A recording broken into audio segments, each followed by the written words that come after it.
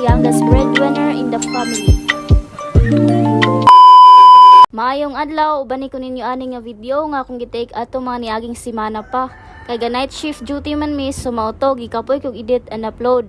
Pero pasalamat jud gyapon ko sa atong labang makagagahom sa guidance ug pag-supply sa kuwag kusog. Meanwhile, So kani nga video guys is padulong nami ani sa City Mall, which is didto mag night shift duty, pero ang music ni Kuya di gyud papel di ay makarelapse pud ta ginagmay diri nga side ba before manarbaho.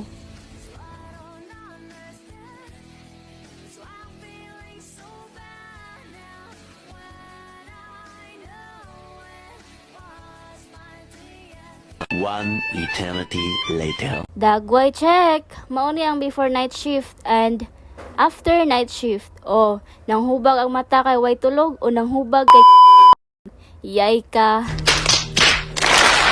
Fast forward, nasabutan na mo sa akong coworker nga mga on me kay hastang hawangan naman gyud sa tiyan namo. Bahalag mo ra tag minyo ani seed panikamot. Basta di lang gyud nato kalimtan nga lawas ang puhunan. Mas maayo patong utangan nimo kay og paninglan, kwarta mo ibayad. Pero glawas na gani ang maningil, na tablawan gyud ang pangitag unsay atong ibayad. Mo nang atimanon na to permi atong kaon ha, aron di ma brother. Yes sir. Ang galing! Ang galing! So samtang galakaw-lakaw na mi pangitag kananan nga kanagong tagpiso ang serve sa kanon. Ay bitaw ka nang ma-afford lang gud pod igo dili mabuslot ang bulsa ba. Pero nanakit lang jud among lapa-lapa, wa pa jud mi kitag below 100 nga presyo. Gatan-aw pa lang mi sa ilang menu, nalipong na mi samot nga murag kadaganon naguna among pitaka, gitinaan-away na lang gid ming duha. Oh hahay. Mao naka-desisyon mi motuyok sa pikas kanto ug niuli mis among suki nga kananan.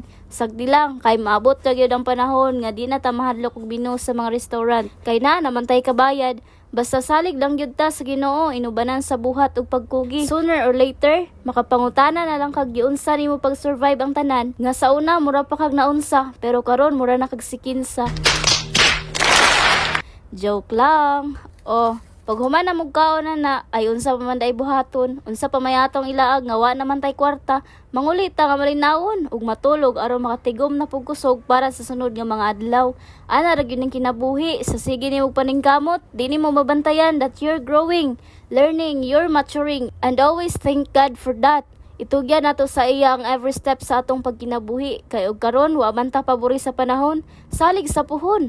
Magbunga raon niya ang tanang singot nga ni agas-agi sa atong pagpaningkamot. So diri na lang ko taman hangtod sa sunod nga video. Daghang salamat.